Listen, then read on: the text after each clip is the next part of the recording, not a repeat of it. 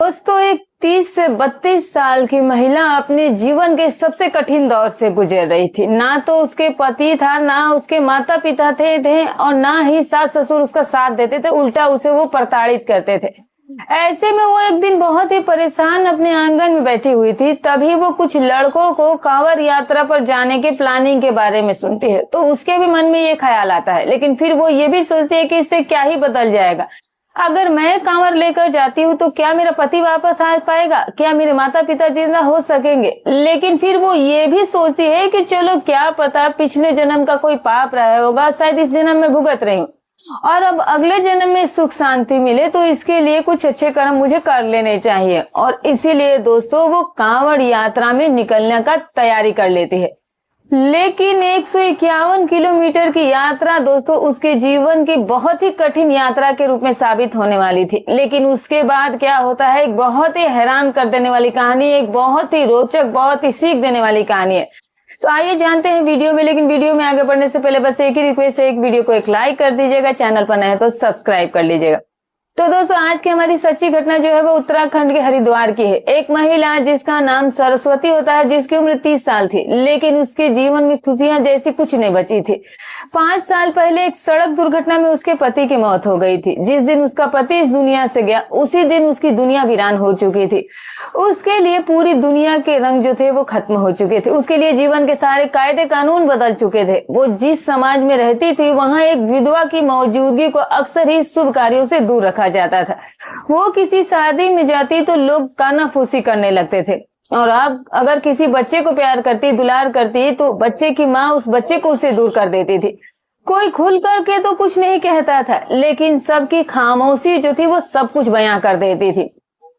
अब पार्वती के दिनचर्या रोज का ही एक ही जैसा था। वो रोज सुबह उठती, अपने कच्चे घर में आंगन में तुलसी का पौधा लगा रखी थी, उसने फूल पौधे लगा रखे थे, उसको वो पानी देती, पूजा पाठ वगैरह करती। और फिर उसके बाद वो उस एक कमरे के घर में वो सारा दिन उसी उलझन में बीत जाती थी। चूल्हा चौका करती, 2-4 कपड़े सिलाई बुनाई कर लेती थी और उन्हीं सिलाई के पैसों से उसका गुजारा भी हो रहा था। और बस अपने पति को याद करके रोया करती थी और वही उसका काम रह गया था।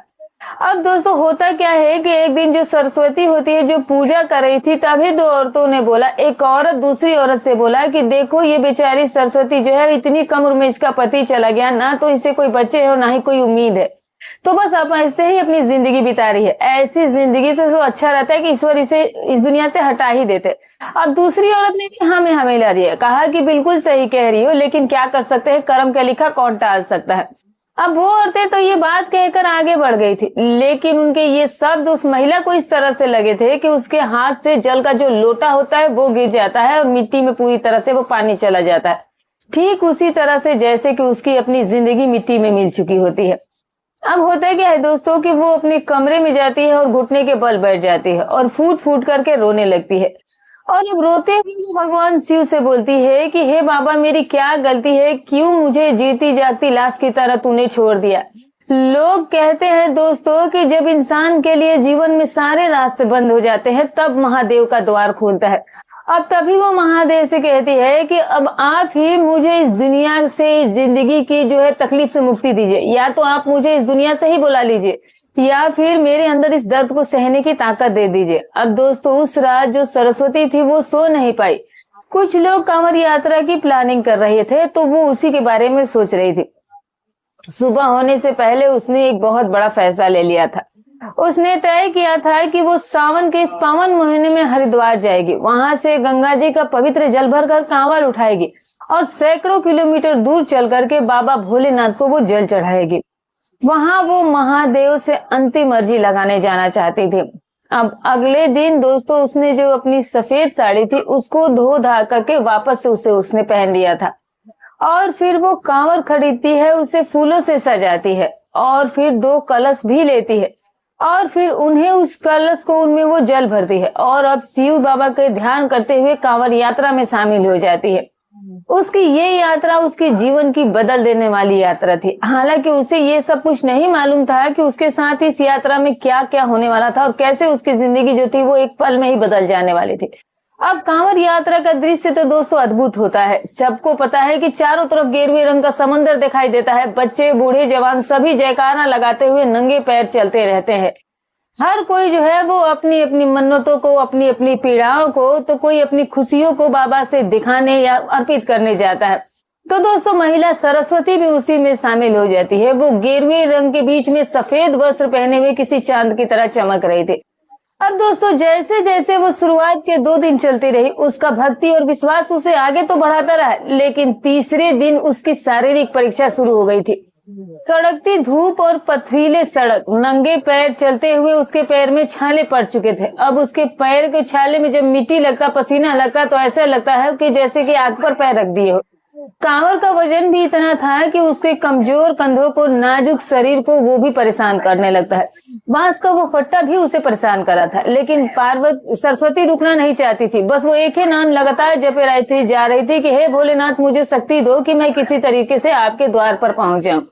लेकिन दोस्तों चौथे दिन जब आते आते अब 151 किलोमीटर की यात्रा थी, रुक रुक कर वो जा रही थी, तो भीषण गर्मी में दोस्तों सबकी ही सांस फूलती थी और उसका भी सांस फूलने लगा था। और अब उसका शरीर भी पूरी तरीके से जवाब दे चुका था। बहुत तेज उसे बुखार भी आ गया और छालों से भी इन्फेक्शन हो गया, लड़खड़ाने लगी थी। अब आंखें के सामने उसके धुंधलापन छा जाता है।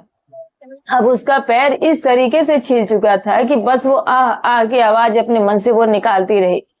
अब होता क्या है कि अब उससे चला ही नहीं जा रहा था। और फिर एक समय ऐसा भी आ जाता है कि बिल्कुल ही उसकी आंखों के सामने अंधेरा छा जाता है और मुंह से एक चीख निकलती है और फिर दोस्तों वो लड़खड़ा करके गिरने लगती है।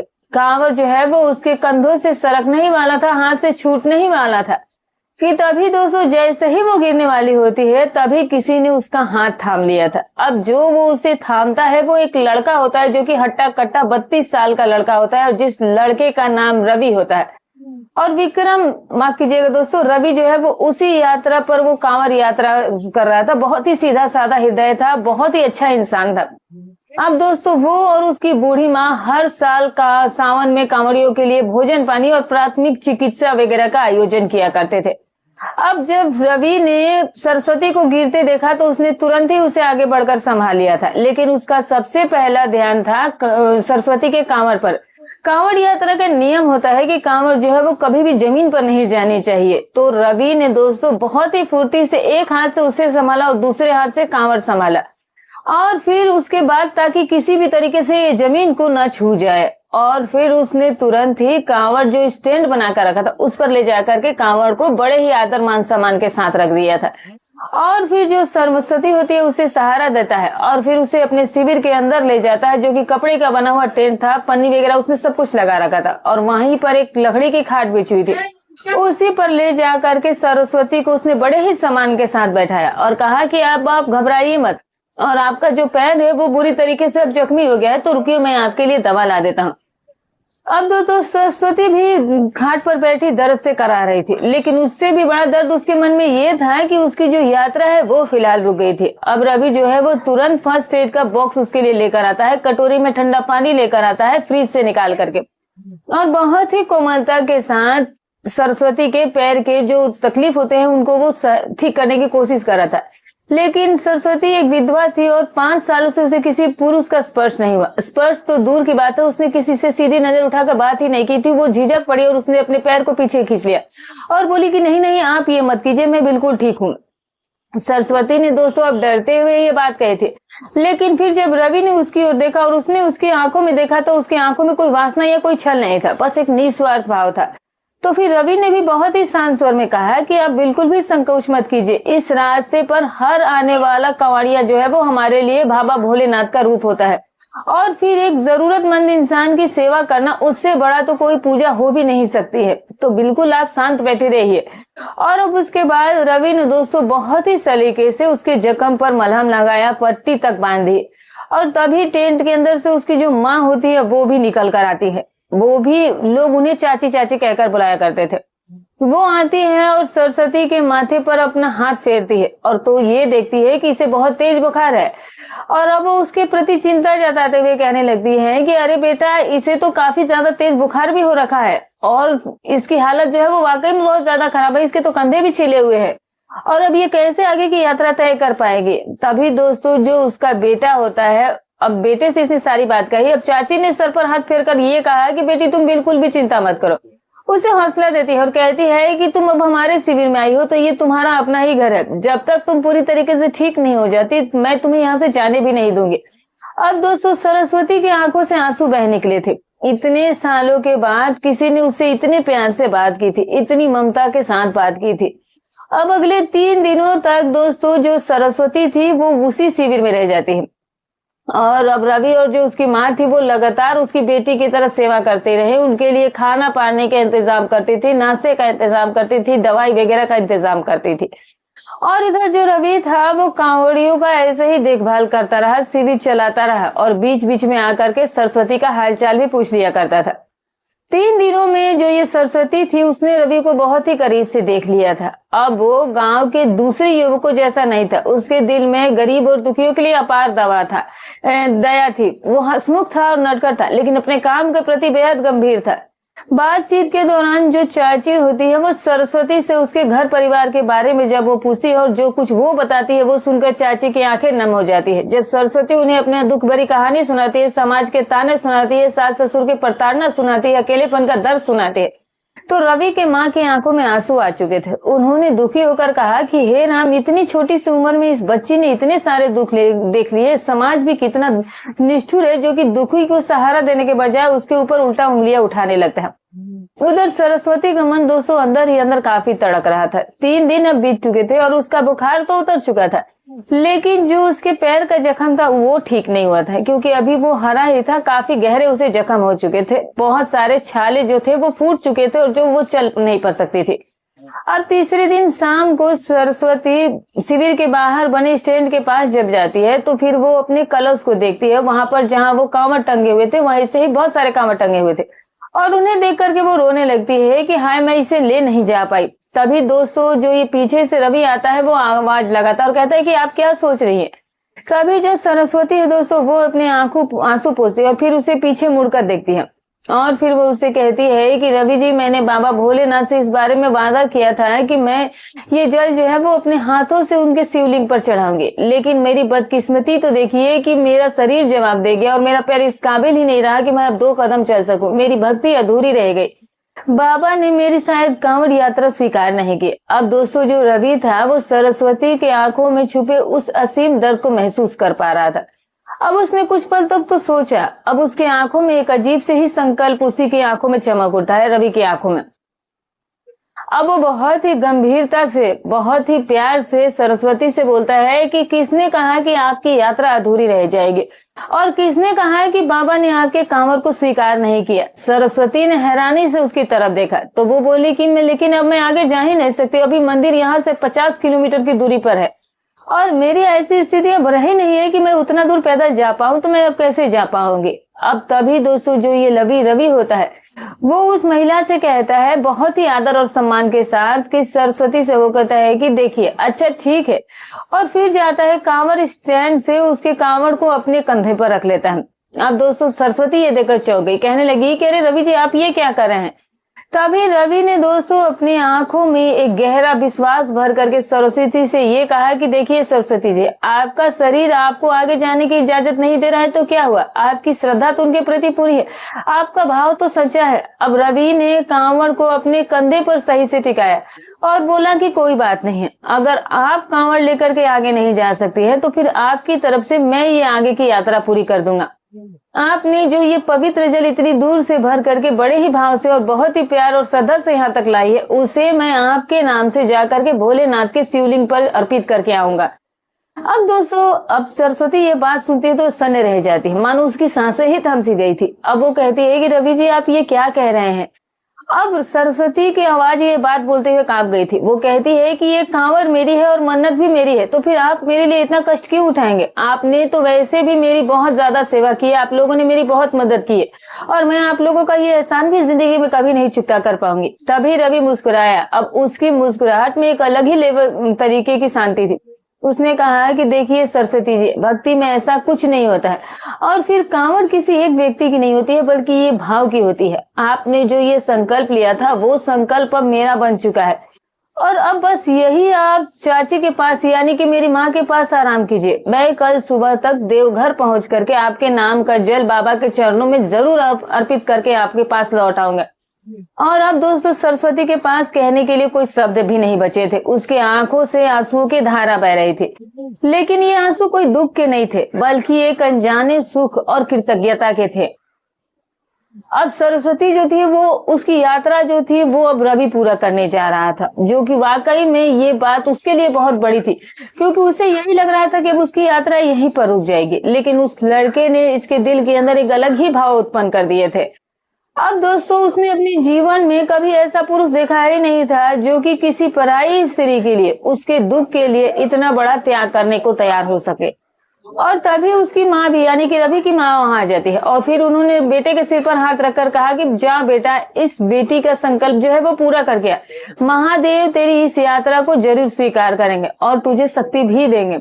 और रवि ने अब दोस्तों कांवर उठा ली और अब उसने सरस्वती की तरफ देखा, एक मंद सी मुस्कान भरी, और फिर हर हर महादेव के नारे जयकारे लगे। और फिर वो खुद ही तेज कदमों से उन्हीं मार्ग पर कंवरियों के बीच में शामिल हो जाता है और फिर वो बाबा की तरफ चल पड़ता है।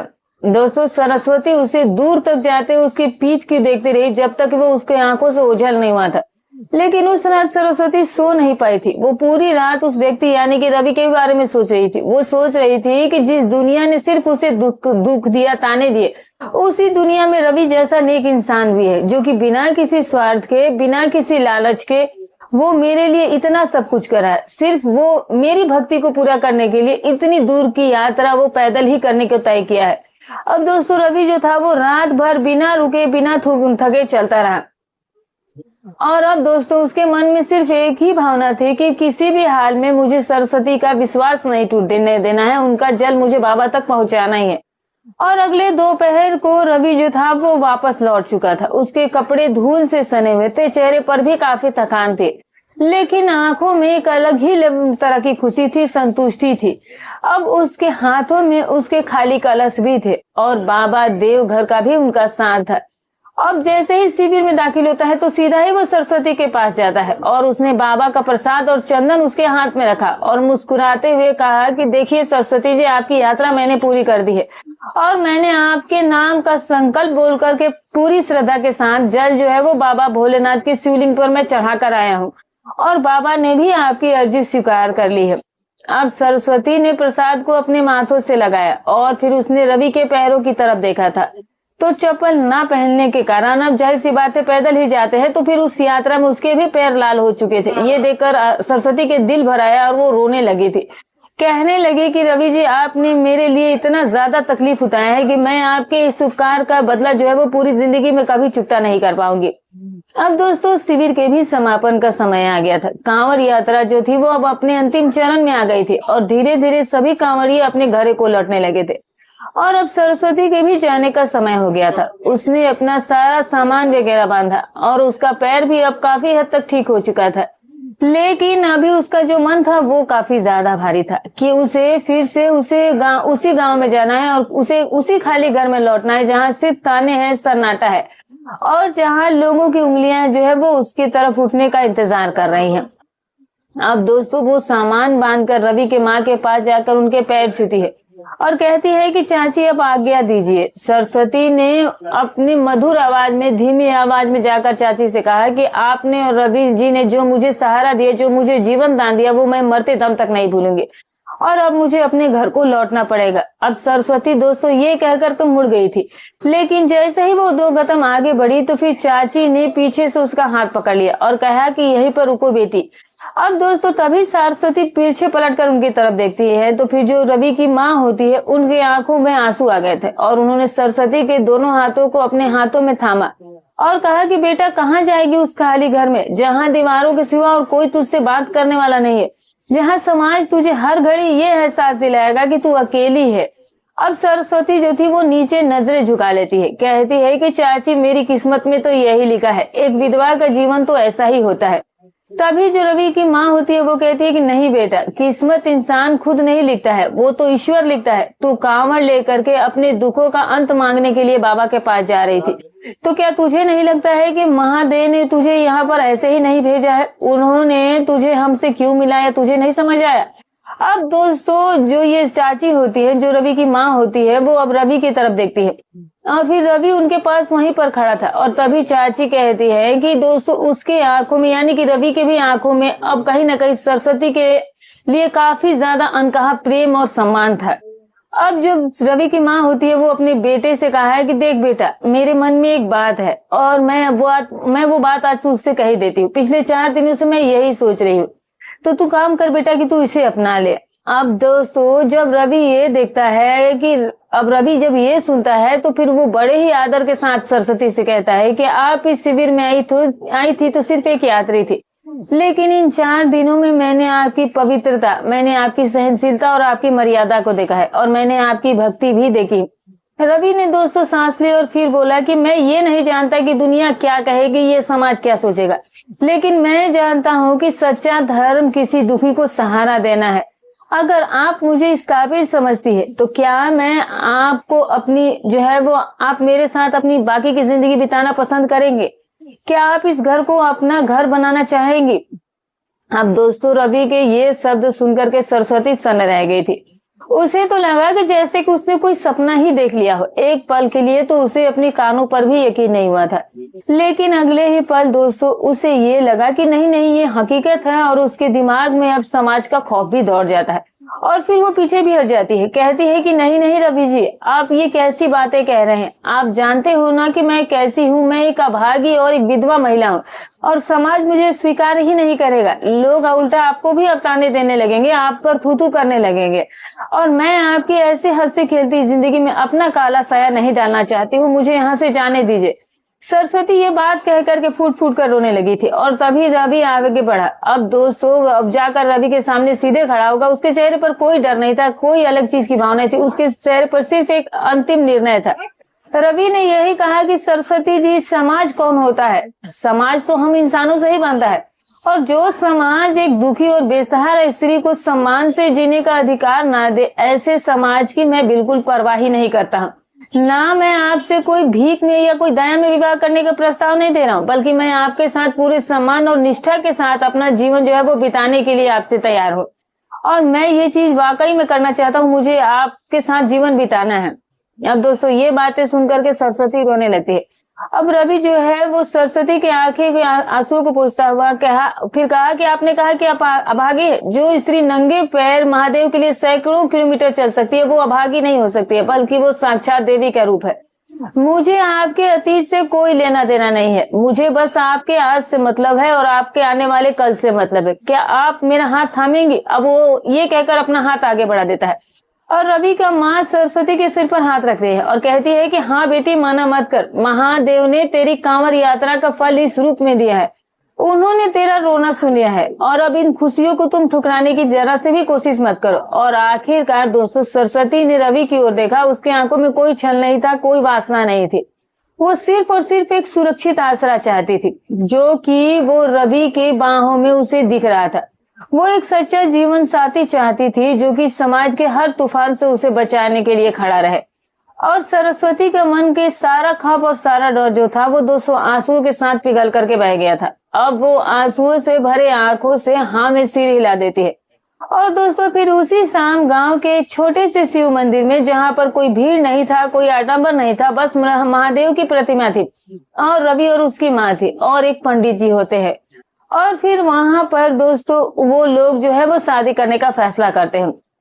अब जो रवि था वो महादेव को साक्षी मांग करके सरस्वती के मांग में सिंदूर भर देता है और फिर उसके गले में एक मंगलसूत्र भी पहनाया। सरस्वती, जिसने बरसों से सिर्फ एक सफेद साड़ी पहनी थी, आज उसने लाल रंग के साधारण से ही जोड़े पहने हुए बैठे थी, लेकिन उसकी आंखों में आज आंसुओं की जगह एक अजीब सी खुशी थी और एक नए जीवन की चमक थी। दोस्तों अब शादी भी उन दोनों की हो जाती है और शादी संपन्न होने के बाद जब दोनों ने महादेव के चरण छुए तो दोस्तों सरस्वती को ऐसा लगा कि जैसे शिवलिंग से एक आवाज आ रही है कि जा, अब तेरी ये यात्रा जो है वो पूरी हो गई। और सरस्वती तेरी कांवर स्वीकार हो गई। जब वो दोनों दोस्तों सीधे रवि के घर पर पहुंचते हैं पति पत्नी के रूप में, तो फिर जो रवि की माँ थी वो बड़े ही चाव से सरस्वती का गृह प्रवेश कराती है। और शाम के समय जब सूरज ढल रहा था तो रवि और सरस्वती ने मिल करके अपने घर के आंगन में तुलसी के पौधे के सामने दिया जलाया। और दोस्तों सरस्वती ने तुलसी माता के सामने हाथ जोड़े और अब उसके मन का सारा अकेलापन, सारा दुख तकलीफ खत्म हो चुका था। जिस कांवड़ यात्रा को वो अपनी जिंदगी का अंत मान करके निकली थी, अब दोस्तों वही कांवड़ यात्रा जो थी वो उसके जीवन की एक नई और सुंदर शुरुआत बन गई थी। और रवि ने सरस्वती के कंधे पर हाथ रखा और फिर दोनों ने एक दूसरे की तरफ देखा और मुस्कुरा दिए। अब दोस्तों सच्ची भक्ति केवल मंदिर में जाकर जल चढ़ाना या फूल चढ़ाना ही नहीं है। सच्ची भक्ति तो किसी टूटते हुए इंसान को सहारा देना है, किसी उजड़े हुए जीवन में खुशियों का रंग भरना है। क्योंकि जब आप किसी निष्पाप और दुखी दिल को सुकून देते हैं तो स्वयं महादेव भी आपके जीवन की खुशियों से भर देते हैं। तो इस तरीके से महादेव बाबा ने वाकई में सरस्वती की जिंदगी बदल दी और उसकी पिछली जिंदगी का सब कुछ जो है वो पीछे छूट चुका था और अब वो एक नई जिंदगी की शुरुआत कर चुकी थी। तो वाकई में बाबा ने उस पर अपनी कृपा करके उसकी जिंदगी बदल दी थी। तो दोस्तों आपको ये कहानी कैसी लगी कमेंट करके जरूर बताइएगा। वीडियो अच्छी लगी हो तो एक लाइक कर दीजिएगा। फिर मिलूंगी कल एक और नई वीडियो के साथ। तब तक अपना और अपने परिवार का ख्याल रखें।